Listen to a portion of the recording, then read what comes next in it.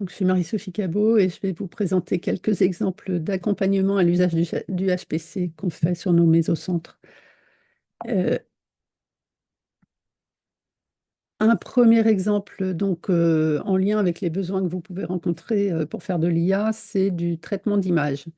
Donc, on a accompagné la société Braintail au début de son projet et son besoin consistait à accéder à des GPU pour traiter un grand nombre de clichés d'images de cerveau afin de mettre au point un logiciel d'IA qui allait derrière devenir un dispositif médical pour mieux décrypter la substance blanche du cerveau et permettre un meilleur diagnostic des patients en réanimation. Un deuxième exemple concerne la société Advestis, qui a été racheté par le cabinet Mazars et qui était spécialiste en machine learning. Et il développait un outil de règles d'investissement interprétable à partir de résultats financiers. Et leur souci, ils étaient confrontés à des problèmes de temps de calcul et de performance. Donc, il fallait optimiser l'algorithme et le porter surtout sur architecture parallèle. Donc là, on les a accompagnés au moyen de rendez-vous, on va dire toutes les 2 semaines, avec un expert HPC de notre centre de calcul qui les a guidés dans leur mise au point de leur algorithme. Et les résultats obtenus sont tout à fait convaincants puisqu'ils ont divisé par 20 les temps de restitution, forcément diminué les coûts de calcul et puis amélioré la qualité de leur algorithme et sa performance en termes de règles financières. Une autre start-up une autre entreprise du secteur de la finance, c'est Orae, qui, elle, avait un besoin, on va dire, moins avancé pour nous, moins compliqué. C'était simplement de prendre en main l'usage des supercalculateurs, ce qui n'était pas dans leur culture, on va dire, au départ. Donc, on les a accompagnés à prendre en main les outils.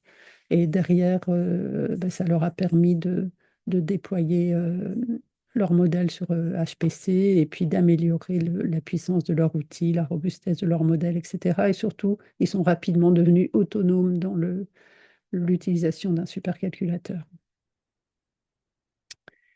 Un exemple qui n'est pas directement en lien avec l'IA, mais qui est parlant pour montrer comment le HPC peut vous aider à développer de nouveaux services. Donc, Risk WeatherTech s'est spécialisé dans l'accompagnement des entreprises, des collectivités à, à la gestion du risque climatique. Et donc, ils sont partis, pour cet exemple-là, ils sont partis du catalogue des tempêtes répertoriées par Météo France. Il y en a environ 350 depuis 1980 qui sont bien caractérisées, bien connues.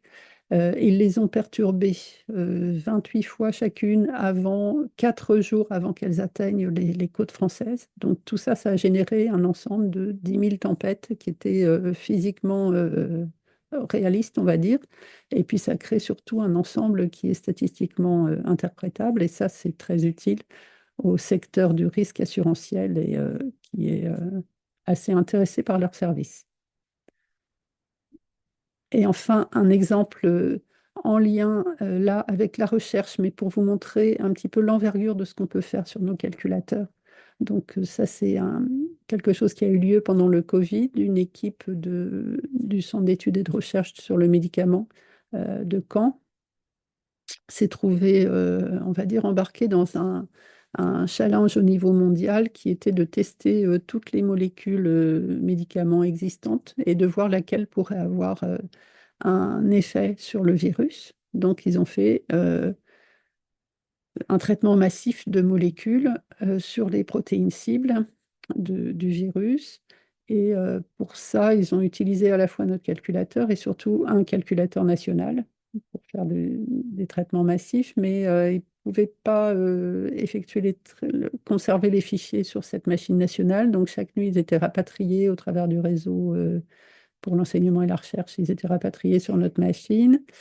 Et ben, en un mois, en gros, ils ont traité 120 Tera de données, 40 millions de fichiers sur le calculateur. Et Donc, ce qui est tout à fait challengeant, qui ne serait pas possible en dehors de moyens HPC.